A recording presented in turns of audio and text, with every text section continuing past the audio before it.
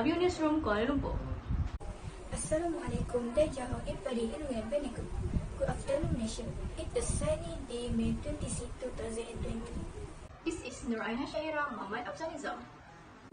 I'm Norizati. Serving you the hottest and most latest news of the hour.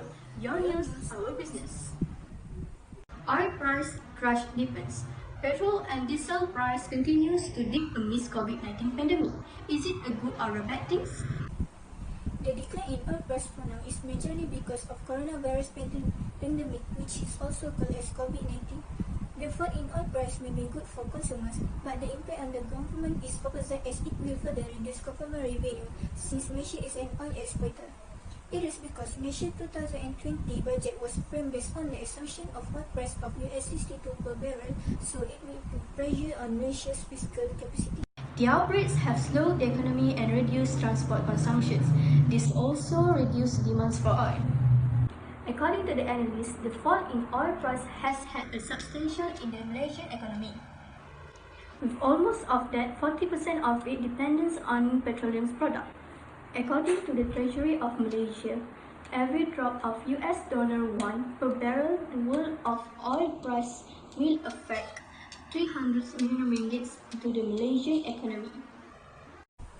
Today, we feel honored to have with us Dato' Nur Izzati Atta binti Muhammad Hadi, the economist, Sri Nur Aina Nadira binti Muhammad Razi, the guest of honor, and Dato' Syara Naswa binti Khairul Amri to join us discussing on the issue of the petrol and diesel prices continue to dip amidst COVID-19 pandemic.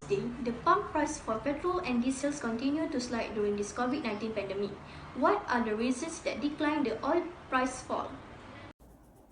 Okay, well, we know that this issue happened because of the coronavirus has undermined energy demand worldwide.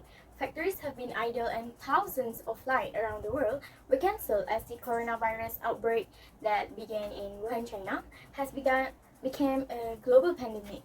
The oil price war began with a decrease in supply and demand within Malaysia.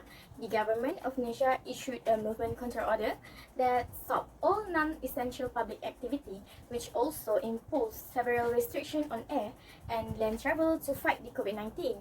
Well, these MCO have caused massive demand destruction in transportation fuel, forcing product cracks for both gasoline and jet fuel into negative territory and cratering refinery margins across Asia, including Malaysia's domestic oil and gas production that continue to decline.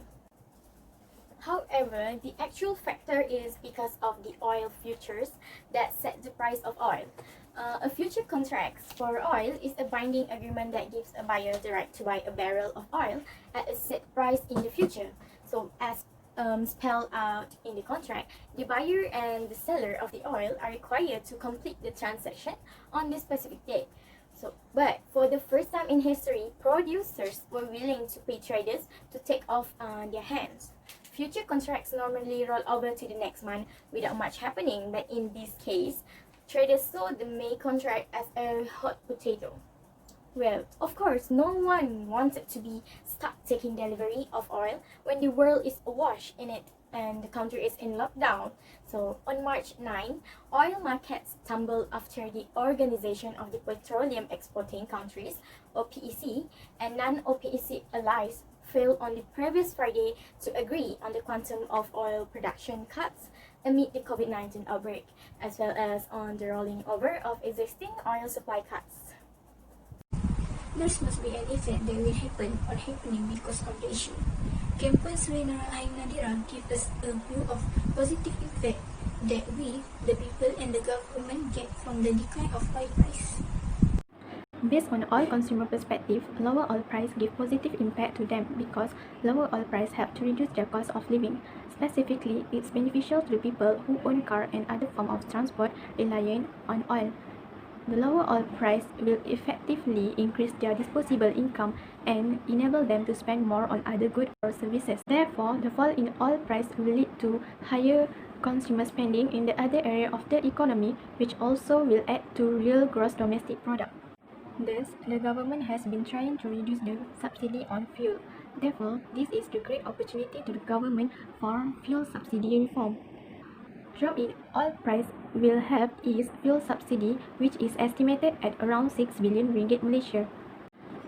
Although reducing the subsidies might increase the consumer cost, the lower price means that the effect of removing subsidies is less felt. Due to high cost of subsidies, fuel subsidies reform can improve the efficiency in the oil market and relieve the government from financial burden and fiscal problems. How about the negative impact that could happen because of this issue, Datuk Sharana Suha? If the oil price declines sharply, Malaysia could be at risk of losing up to 1/3 of its potential oil revenue, including of dividend and tax. A sharp decline in crude oil means reduced resource to spend on government activity when domestic demand needs support. This will affect the government ability to fulfill the government 2020 budget commitment. A market price of oil is far different from the government assumption, which is $62 per barrel, and thus poses constrained federal government budget target. Malaysia projected a nominal GDP growth of 6% in 2020. However, it seems achieving growth in this target is challenging to the government if the global economy doesn't recover in near term. The price of crude oil influences the value of stock and share. It also impacts directly to the Malaysian currency, as the national oil and gas industry is the major contributor to the Malaysian economy. In fact, oil is the second largest export group in Malaysia, with a value of 26.5 billion ringgit and 14% share of the overall market. Ringgit Malaysia moved tandem with the crude oil price. The lower the crude oil price, the weaker the ringgit Malaysia currency. It means that when the oil price falls, the value of its contribution to the economy will also decline. As a result, this will cause revenue and the investment level to tumble. Thank you, Dr. Sharana Suha. So, this issue can give effect to our economy. What steps that government take in order to solve our problem? Puan Sri Nur Ainadira, can you give your opinion? There are a few steps that the government can take to overcome this issue. First, there is a need to reset the current price and then set a new floor price for the fuel, because we are not sure for how long the crude price will continue to fall. The government should control the price so that it will not be too high or too low. It can be done by discussing with the oil and gas companies in Malaysia, so that the information such as operating costs, oil inventories and selling time will be conveyed properly, and the decision will not harm the companies and the government.